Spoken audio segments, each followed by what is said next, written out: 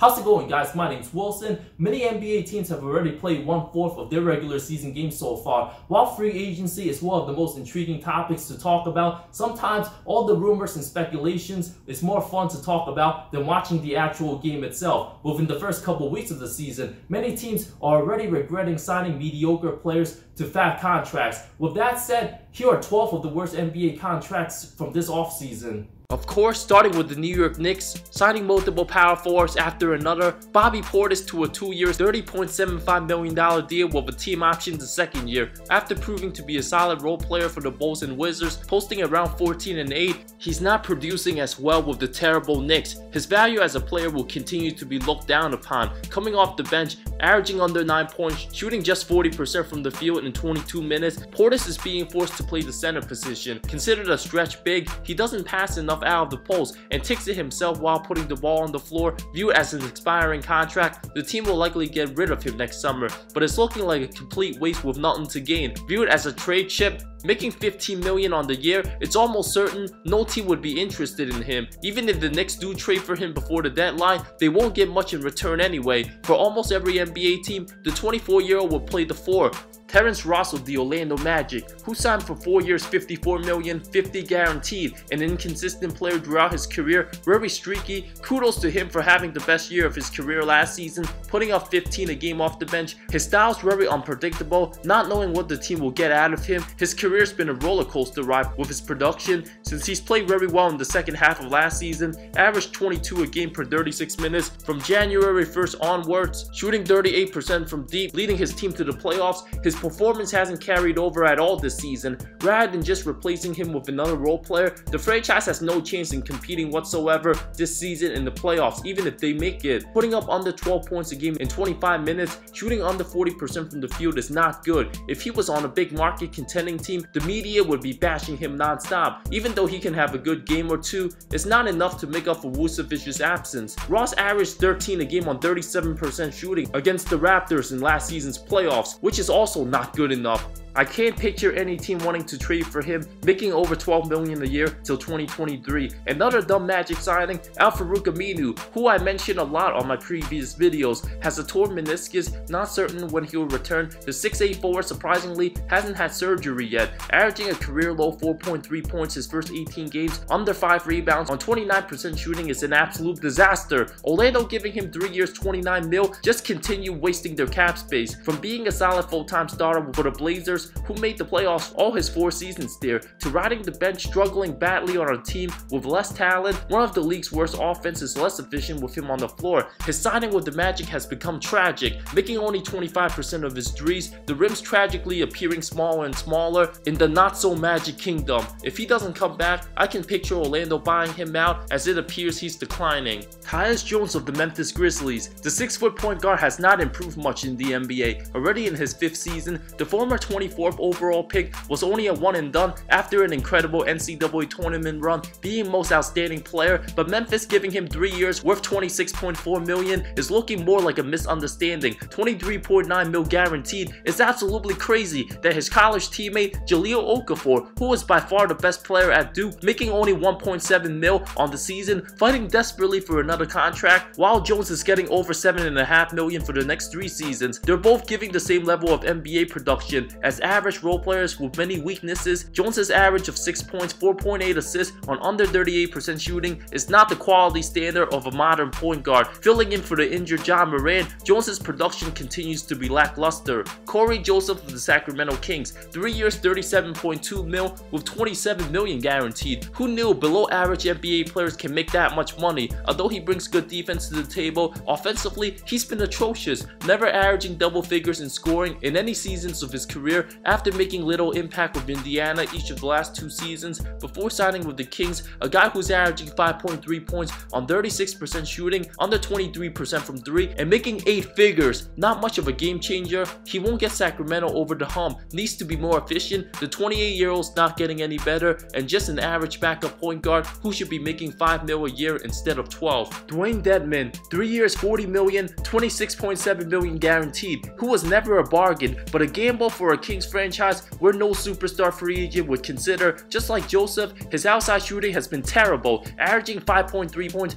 4.2 rebounds on 41% shooting, 22% from 3, 25 million combined between Joseph and Dedmon this season is not cutting it. That's Giannis money right there. Dedmon's also very sloppy with the ball, averages more turnovers per game than assists, steals, and blocks combined. It wouldn't have been bad if the 30-year-old is getting vet minimum money instead. Right now, he's looking like a two-way player. DeAndre Jordan of the Brooklyn Nets. The only reason the Nets wanted him is because he's good buddies with KD and Kyrie. All three have been close since the 2016 Olympics, with the 31-year-old on the decline, putting up 8 and 9, his lowest number since 2013, coming off the bench for Jared Allen. His defense has been slower. Allen's the better center at this point. 4 years is a very long time for a declining asset. If he was on the books for 2 seasons, I'd be okay with it, but until he's 35 years old, likely not the best move. Terry Rozier of the Charlotte Hornets. The team's been playing extremely hard despite the lack of talent. 3 years worth $56.3 million is way too high for an unproven point guard. Instead of trying to pay Kemba Walker more, Rozier is nowhere near the same player Walker is, averaging over 17, 4 and 4 on 43% shooting, looked at as the #1 guy on the team. Devontae Graham, who's in his second season, making less than $2 million, is playing better at this point. A lot of pressure will be put on the 25-year-old. The question going forward remains whether Rozier and Graham can coexist in the starting unit. Thaddeus Young of the Chicago Bulls. The 31-year-old agreed to a 3-year worth over $43 million, with $6 million partially guaranteed in the final season. Being a solid vet for the Pacers and Nets, the 6'8" power forward was a solid starter over the last 7 seasons, a 14-7 guy,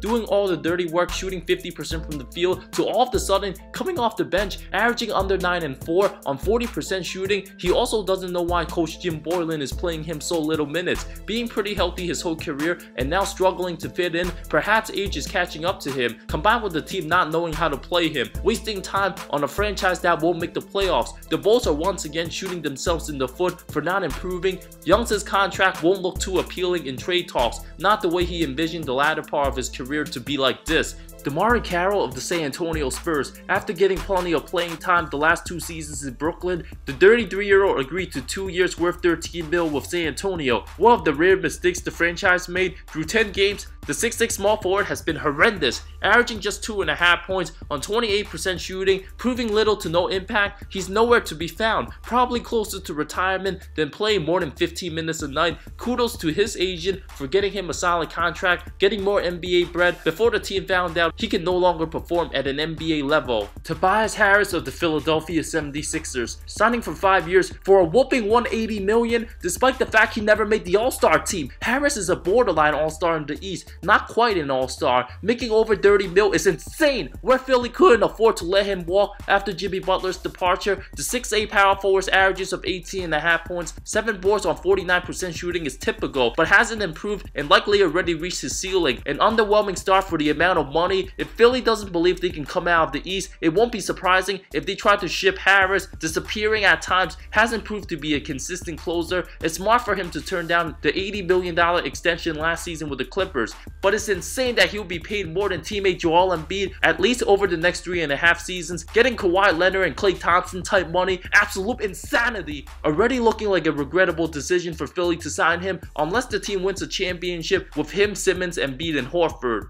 Julius Randle of the New York Knicks, who often makes headlines now for negative reasons. Yes, he's putting up decent numbers, averaging over 17 and 8, but went from shooting 53% from the field to 45% as the first option many nights on New York. His free throw shooting has also been down. With the Knicks striking out on every all-star player possible in free agency, they immediately gave Randle a fat 3-year $63 million deal with the third season partially guaranteed for $4 million. Many Knicks fans are absolutely sick of the 6'9" power forward and want him out the team already. Oftentimes gets way too out of control, pretends to be a point guard, and jacks up wild shots. The Knicks are as dysfunctional as ever, putting up empty numbers, constantly getting blown out. It's hard for the franchise to find its identity. Coach David Fistier will get fired anytime soon, and Randle's struggles will continue to hurt the team. Breaking up shots will even bring even more pain to the fans. His value will also decrease as his poor performances continues. Honorable mentions includes Tomáš Satoranský. 3 years, $30 million is not good. He's nothing more than a backup point guard and not good enough as a full-time starting point guard for any team. Not the answer the Bulls were hoping for. Trevor Ariza, 2 years, $25 million. Barely playing and sitting on the bench, the Kings are one of the worst when signing players. Robin Lopez of the Milwaukee Bucks, averaging 14 minutes a game, putting up 5 and 3, heavily declining, signed the 2-year, $9.7 million with a player option the following season. And Taj Gibson, 2 years, $20 million with a team option the next season, not too terrible, but the Knicks' hunt for power forwards have been an absolute travesty, an epic failure amongst all failures. The team continues to be the biggest laughingstock in the NBA. It's pathetically shameful watching them get blown out again and again and again.